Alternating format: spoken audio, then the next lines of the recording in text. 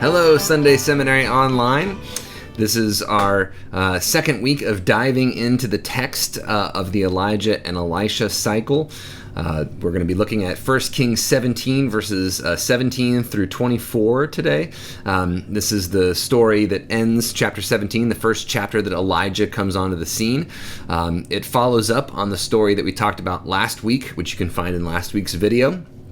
And this sort of picks up where we left off, but it intensifies the story here.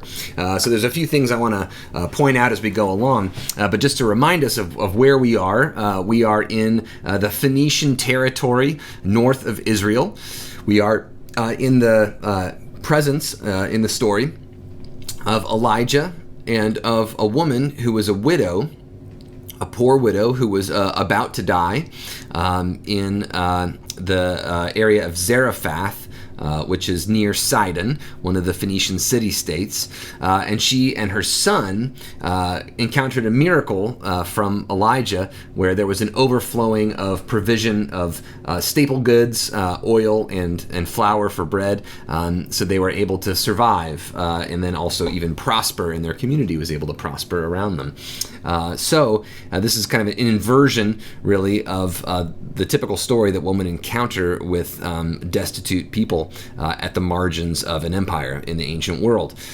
So Elijah is showing he himself being a marginal person, right, from the Tishbe, the wandering ones, and he later will be said to be wearing like kind of crazy clothes, like hairy animal skins and a leather belt, which apparently was kind of a strange thing back then. This is also how John the Baptist is said to present himself. So John the Baptist is consciously evoking Elijah in his dress, in his way of presenting himself, which gives us a clue about who John the Baptist thought he was and thought what he thought he was doing. Of course, Jesus, in a way, with his wandering ministry, also seems a bit like Elijah and Elisha too. We'll explore some of that in the coming weeks as well.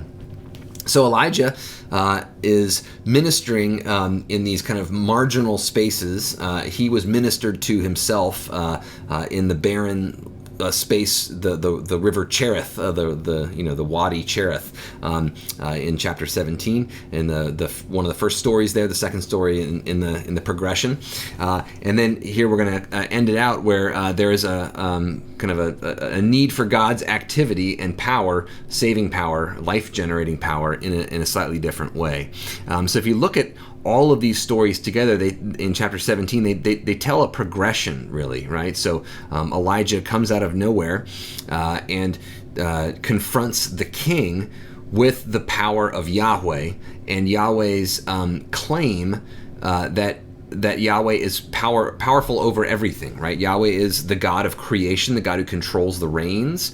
But Yahweh is a God who also demands loyalty and exclusive loyalty that has to do with the covenant, right? I mean, Elijah doesn't talk about that there, but the very notion that there's some sort of exclusivity really is tied into the idea of the covenant, which is key for ancient Israel, and as I pointed out last time, distinctive for ancient Israel's identity.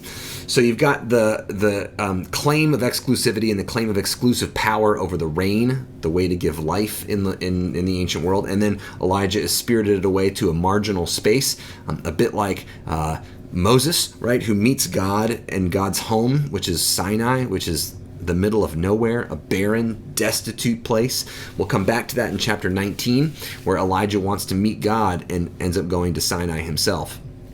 But in any event, so he's in this kind of marginal, destitute space, and that's where God meets him with provision through these ravens, right? These kind of dirty animals that people wouldn't, or birds, that people would not have expected to help a person or to be helpful, or that a God would use. So in any event, this is a kind of all, it's characterizing Yahweh as a God who provides life in the midst of death, in the midst of spaces that the world would imagine are spaces of death. So these miracles aren't just miracles to make people feel happy or good, or it's not just to save people that God loves or something like that. These miracles are symbolic. I mean, they're real. The idea is that God can do these things, but the idea also is that they occur because they're symbolic of larger issues. They are meant to explain who God is to the world. And as we said, the woman in chapter 17, this is kind of she is claiming that Yahweh is your God to Elijah, but we'll see what happens at the end of this next story.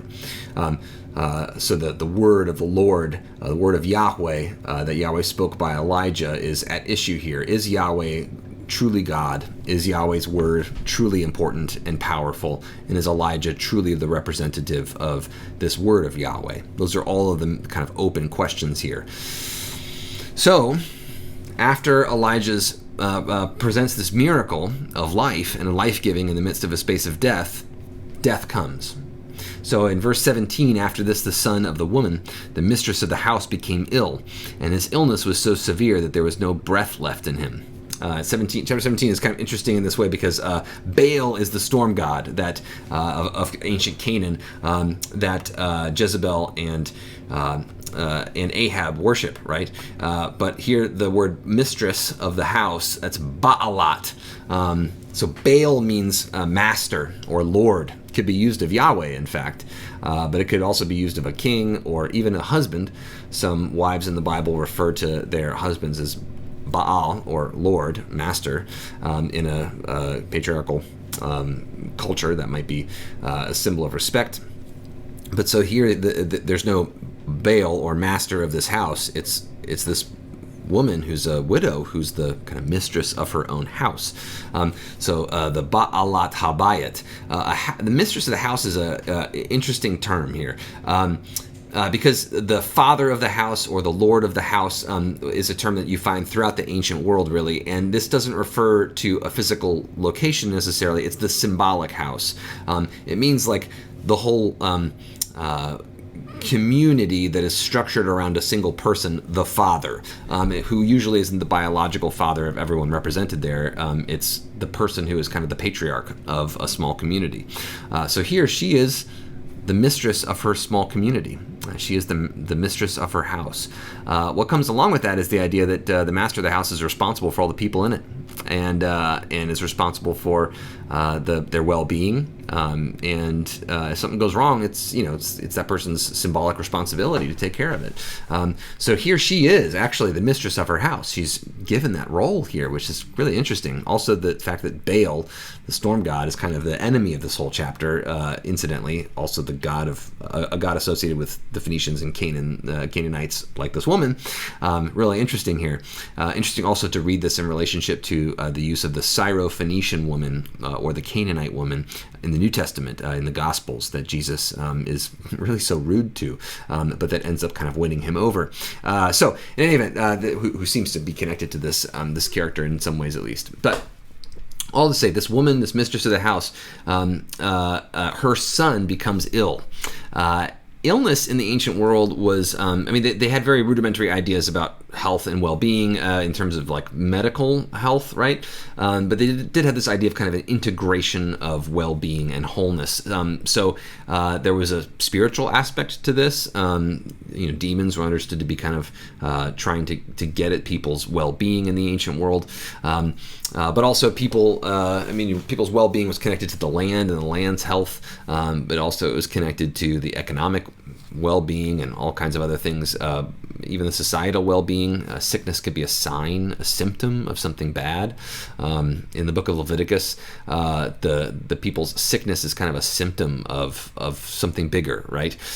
So in any event, this son becomes ill, and it's not clear why, but it's not just like he ate something bad or something, right? I mean, this is understood to be a symptom or a symbol of something bigger and deeper. And this illness was so severe that there was no breath left in him. And this Hebrew word here for breath, he had no like respiration, and this is associated with life in ancient thought, right? So the spirit of a person was their breath, their symbolic of their life. So this person, this boy has no breath left in him. There's no life left in him, and he's dying. And the woman responds to Elijah. She said to Elijah, "What have you against me, O man of God?" And this is a technical term here, that man of God. That is used to refer to prophets who are not just like Jeremiah or Isaiah. Jeremiah and Isaiah say things that God tells them. They're messengers of God. A man of God was understood to be a very precise kind of prophet, a prophet who was a portal to God's presence. And so, what have you against me, O man of God? I mean, in a way, it's like God must be upset with me, right? Why is God mad at me that my son died? This is a pretty common question that people ask. Why do bad things happen to good people? Or does God have it out for me that I've been diagnosed with something bad, right? Did I deserve this somehow? What did I do?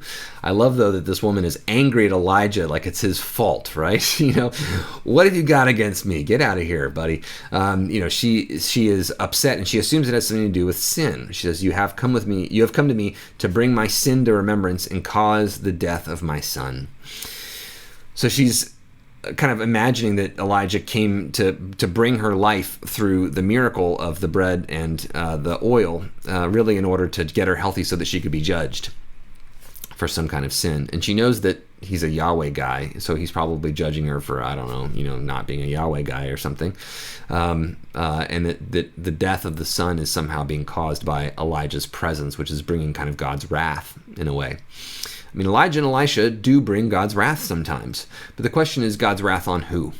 And for what? I mean, as an Old Testament guy, I often encounter people who say that they like the New Testament God better than the Old Testament God, because the Old Testament God is all about anger and wrath and violence, and the New Testament God is all about love and peace and justice, almost as if the New Testament God killed the Old Testament God and did away with it, or that Jesus somehow turned God into a nice guy. I mean, besides the fact that this is just anti-Semitic and anti-Jewish, this was declared a heresy in the early church. A guy named Marcion tried to do this by cutting out the Old Testament God out of the Bible because he said the Old Testament God was mad and mean and so on. It was a lesser God, and that the New Testament God is all you need. This again, the early church said this is a problem. The New Testament has God being angry too. Jesus gets angry, makes a whip of cords, and beats some people up in the temple. The book of Revelation is all about how God gets angry and judges things. Jesus talks about God getting angry and judging things actually quite a lot. Paul talks about God's judgment and anger. You find this is a constant theme in the New Testament. You can only miss it if you don't try to read it or you try to ignore it. It's throughout the Old Testament too. But the issue is that what does God get mad at and why? And if you look at the Old Testament carefully, you'll see that God gets really angry at particular things. God gets angry when people who are in positions of especially power and oversight, people who are in positions who have agency to be able to do something about it, treat other people as playthings or toys or use them for their own advantage. When people don't treat other people as their equals, as made in God's image, as an object of love and of protection and devotion, as individuals to be cherished and supported, as in other words, people to bring blessing to. If we don't treat other people, especially people in our care or people that we could care for, as people made in the image of God for us to encounter. If we instead treat people like objects to be used and belittled, God gets very angry. In the law of Moses, Exodus 22, God says that if you attack widows and orphans, that God will attack you. If you attack wandering aliens, other vulnerable people, God will attack you. The idea there is it's like Exodus, right? I mean, God ends up attacking Pharaoh because Pharaoh is oppressing and enslaving people and refuses to give it up. Pharaoh gets lots of chances, but eventually God gets involved because you can't do this to other people forever without God getting involved. Pharaoh chooses to receive God's anger and wrath. And that's an idea in the Bible, that you have some free will, you have some choice. And if you choose to hurt other people after a long time, after many chances to change and calls to reform and repent, God will get involved, and God will destroy. God will destroy these bad systems, which sometimes involves the people who are clinging to those systems and trying to hold them up. So, in any event, God's judgment, usually involves those precise things. I mean, if Jeremiah keeps yelling about how God is going to judge the people. Often he doesn't say explicitly why. He assumes everyone knows. But there are a few times where he comes out and just says it very explicitly. So if you want to see why Jeremiah says that God's so mad, read Jeremiah 7. That's his temple sermon where he lays it out in great detail. Why is God angry? God's angry because, and he starts with saying, because you refuse to help the widows and the orphans and the aliens, the wandering aliens, the people who are vulnerable. You refuse to help them, and you shed blood instead. And you also go after other gods. And this was understood to be all linked. Going after other gods meant not caring for the orphans and widows. Because if you go after Baal and El, if you go after the gods of Canaan, you're going after a system where the widows and the orphans and the aliens, the vulnerable people, don't matter. That they are used as fodder for your society, and who cares if they die? That's an alternative worldview to the worldview of Yahweh, the God of Israel. So this woman who says, you've come to bring my sin to remembrance and judge me and cause the death of my son, she's asking really, is this how God's judgment works? And I think she sounds a lot like a lot of people today, a lot of Christians today. Is this how God's judgment works? That I sinned, so you're going to come kill me? So let's see what Elijah says in response. Elijah kind of being the presence of God in the midst of this question. So he says to her, and I love how he doesn't answer at all, right? He doesn't try to deny it. He just says, give me your son. So let me do something about this, right? So he gets to work. And then he took him, the boy, from her arms and carried him up into the upper chamber where he lodged and laid him on his own bed. So the upper chamber, the way houses work in the ancient world, especially around the Levant, the area where Israel was, they would have had 3 stories, really. The first story would have been where the animals were, like where the mangers were and things like this, right? It would have been also like the work shed. It would have been like where you have your tools. Think of it as your garage, like where you keep all your stuff that you use to work or make stuff, or the stuff you kind of don't want in your living space, you put in your garage. Or if you're at a farmer, your barn, that's where the barn is, the first floor. And then above that, the second floor, unfortunately, above where the animals would be. So smell is not as big a deal in the ancient world, I guess. But and that second floor would have been where the family lives. It's a bit better to protect, but it's a bit harder to get at, right? So you have some kind of natural protection built in there in the second floor. It's called, if you want to see pictures of this, you can Google 4-room house. The 4-room house, ancient Israelite 4-room house. And you can see some diagrams and cool pictures of it. There's a cool replica of this in the Harvard Semitic Museum up in Boston if COVID goes away and you can never get up there. So you can see this, but there would have been where the food was kept and where the food processing was and cooking and eating. It was where the space for producing things like knitting and sewing and creating fabrics would have been up there in that second floor. And then the third floor was just the open roof. You could sleep out there if it got really hot in the nighttime, or you could do stuff out there that you could do kind of in the open air.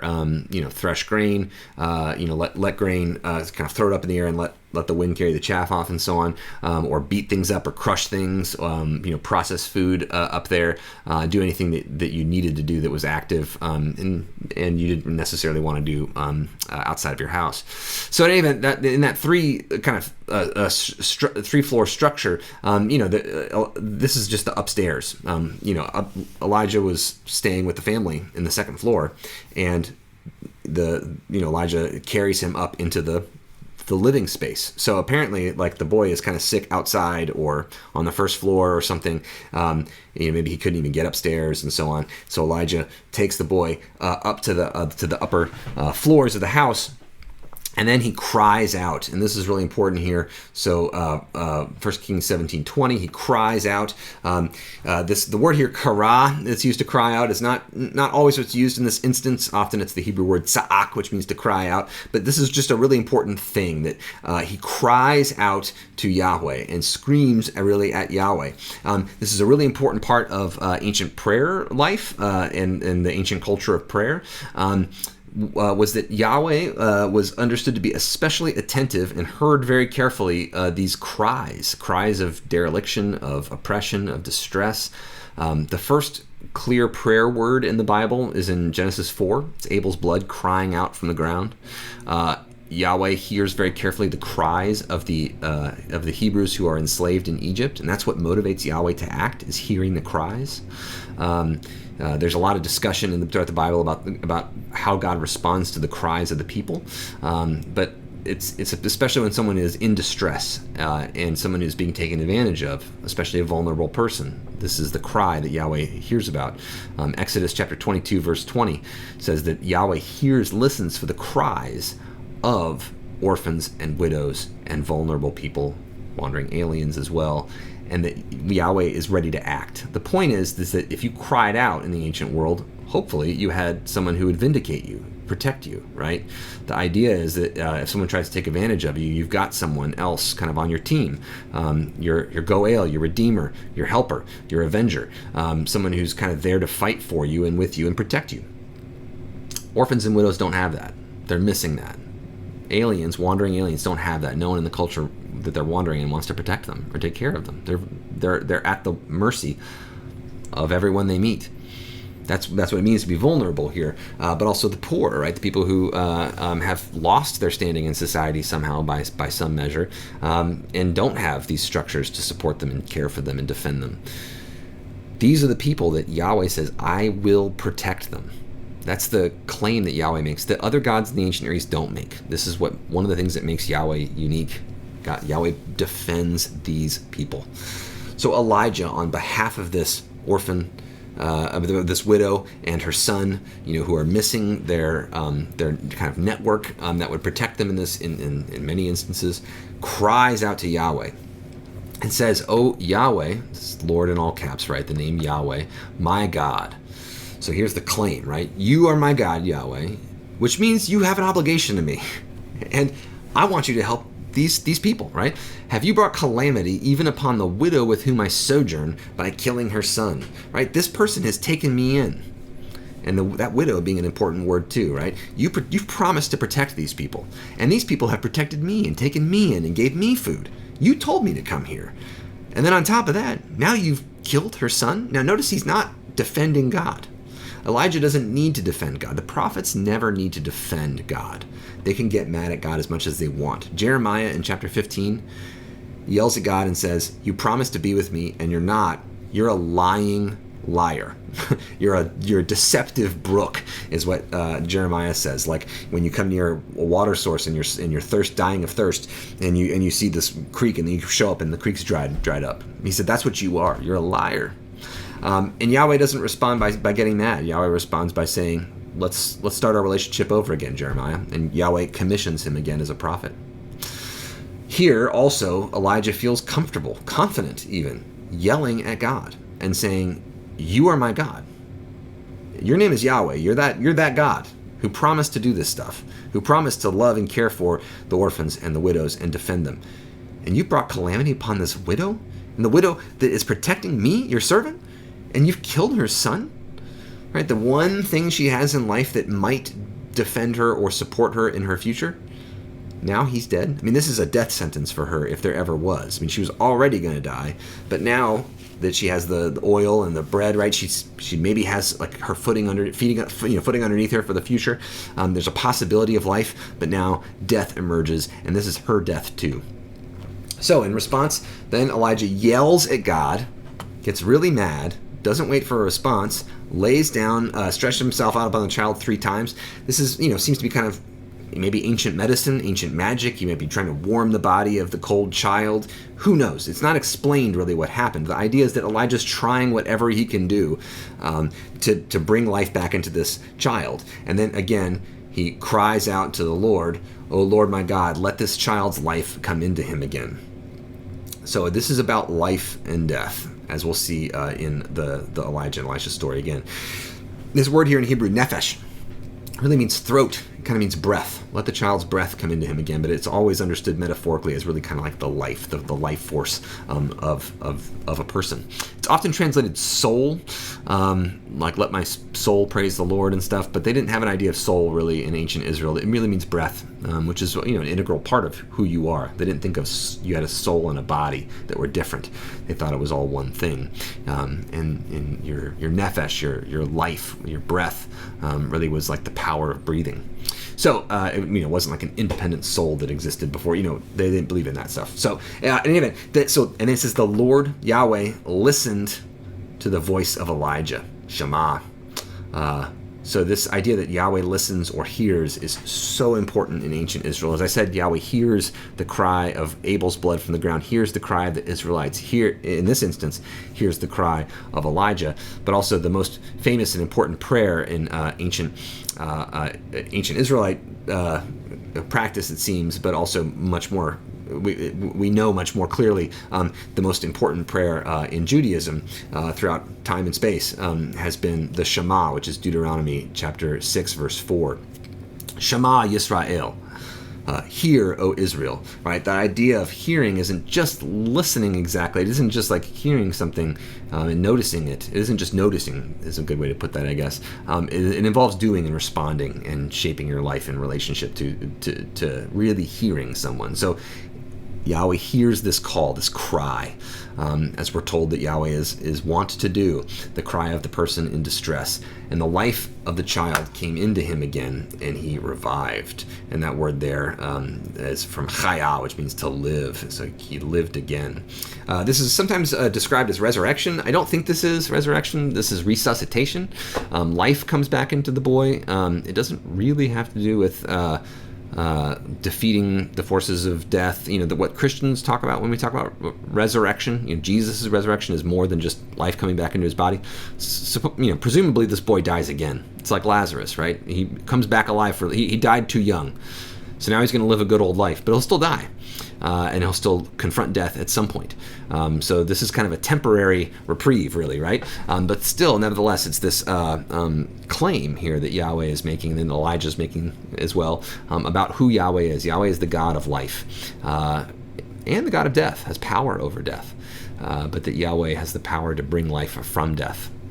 So we see this kind of, we don't see a claim to the power of resurrection right here, but we see the kind of the seed that grows into the tree of the doctrine of resurrection in these Old Testament texts that claim that Yahweh has the power of life over death. This is kind of, death, where is your sting, right, in Hosea, but then quoted by Paul in Romans. It's all kind of, it's like in nuce right here, right? It's like it's a shadow. It's the maybe not a shadow, that sounds bad. It's like the foundation upon which, the necessary foundation upon which any claim to resurrection is built.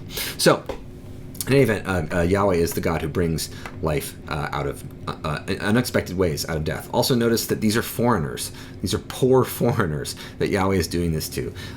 This very story, 1 Kings 17 through 24, Jesus kind of refers to himself throughout the book of the Gospel of Luke as like an Elijah-like man of God who has these powers. But the people are upset. The people in Luke 4, when Jesus reads in the synagogue, afterwards the people are kind of amazed, but also they're upset, and they say, why didn't Elijah heal all these people? Why did he go to this poor foreign people and heal them, right? So there's a conflict right here. Why didn't Elijah heal everyone? Why did he go just heal these foreign people? There were sick people in Israel. This is what people actually say to Jesus in Luke 4. There were sick people in Israel at this time that Elijah never healed. Why didn't he do that? Well, I think part of the reason here is that Elijah, like Jesus, wasn't interested in healing everybody, because the point isn't just to take away all of the suffering of the world with a snap of the divine hand or something. The point is to show what kind of God is, in order to instill in us a desire to serve and follow God. So in 1 Kings 17:23, Elijah takes the child, brings him down from the upper chamber, and gives him to his mother. And Elijah says, "See, your son lives." And I just love this little word, ro'i, like, look, check it out. Your son is actually alive. And then the woman says to Elijah, "Now I know." And this is actually kind of an important Hebrew phrase right here. Now I know. Now I know. Zeh yadati. Now I know that you are a man of God. Like, really. She called him that before, but she wasn't quite sure. She was just calling him by his title. Now she believes it. And that the word of Yahweh in your mouth is truth. So the point of the story is not just that there's a boy that lives now.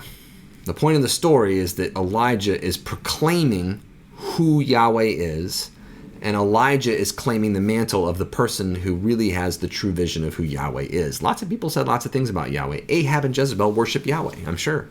But they say that Yahweh's a minor god in the pantheon of Canaan and so on, and is like Israel's nationalistic god, right? Yahweh's primarily interested in Israel's army winning victories or something, right? There's always a fight going on about who God is.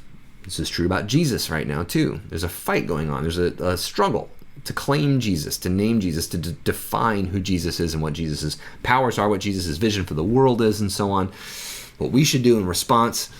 But this woman says to Elijah, after seeing her son, this poor kid who's not even an Israelite, who died, right? Now I know that you are a man of God. So that idea of knowledge, this story is really about knowing. Jesus' miracles in the Gospels, I think, are the same. They're about knowledge. It is wonderful for the people who are healed in the Gospels that they are healed. That's great. Fantastic. At the same time, the point isn't to take away sickness or suffering. The point, the big point, is to proclaim who God is, and also to validate certain people as having actual connection to Yahweh, and to by that same power, to show who the charlatans are, to show who's lying about Yahweh, who's lying about who God is. So now I know that you are a man of God. So now I know that you are actually, that what you've been showing me is actually showing me who God is. And now I know that the word of Yahweh that's in your mouth is truth. So it's about words, really, more so than the actions. I mean, so what Elijah is really trying to do is transform the world. Not necessarily by healing everyone, but with divine powers, but to transform the world into the kind of place where the lives of widows and orphans, the lives of wandering people are put in the center, are cared for first, right? I mean, that Yahweh, that we know that the God who created the entire universe is looking out for these folk, and thus wants us to structure our world so that these folk are taken care of and at the center. In contemporary discourse, there are a lot of ways that we could say, Elijah's. Here's one way to translate what Elijah's doing, I think, is to say vulnerable lives matter. We can look at our own culture and say, where are there people who are being taken advantage of, people who aren't being protected, people who aren't being cared for. Where you see that, that's where Yahweh is at work. That's where the God who created the universe is at work. And this is, through that lens, you can look at Jesus' ministry. Who does Jesus go and heal? Sometimes Jesus talks to very wealthy, important people, but Jesus often is hanging out with those people who are vulnerable and taken advantage of and oppressed. Those people who have no hope other than Him.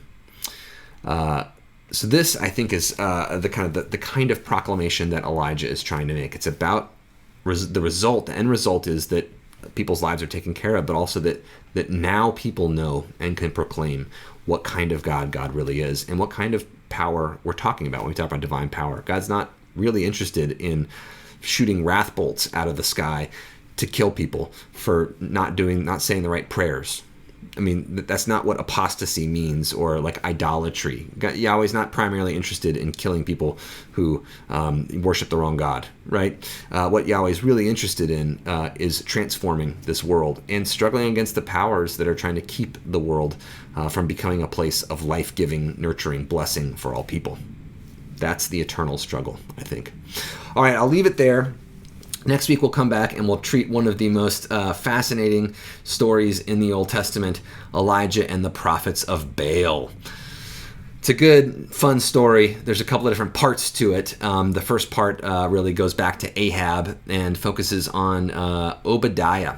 the servant of both Yahweh and the king Ahab, and he has to make a choice. So we'll see that next week.